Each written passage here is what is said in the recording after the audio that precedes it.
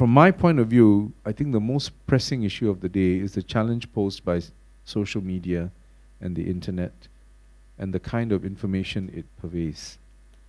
Because democracy works, governments work, societies function on the presumption that people are informed and able to make rational choices which are in their self-interest and in many cases also in the country's interest or the society's interest. But the moment you have a situation where misinformation can distort those decisions, that is when you start to have problems, and democracy and all the free market type of ideas we have will all break down.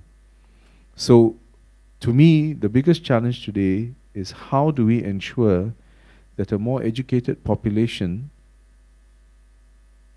and a population that is a lot more tech savvy, is able to get the complete picture in forming its views. It is very clear that there are a lot of distortions that are going around in the internet. And the question I can ask you is, how many websites can you visit before you think you've got a full picture?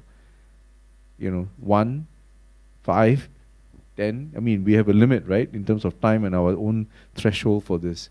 And yet, we need you guys and all of us really, if you're going to be responsible. In the old days, it was quite straightforward, There was the Straits Times. Some people say, it was a bit too controlled. Fine, you may have 2 newspapers, 3 newspapers, and that's it, so you can easily go through 2 or 3 newspapers. How many websites are you going to go through? How many news information sites? Each one gives you a different point of view, and it's always going to be pushing a particular agenda. How do you discern what is information and fact, what is opinion, what is propaganda?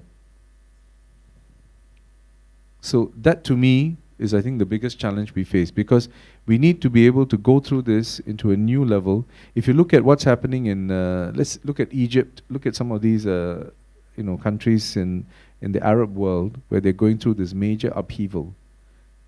Part of the thing is, the people have been empowered by new media.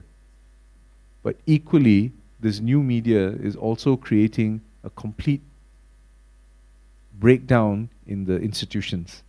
So my point is, be discerning viewers of what's happening around you, be discerning users of information, and I think that's our biggest challenge, just making sure that our people are discerning enough to know what is truth, what is not, and being able to use that to make the right judgment.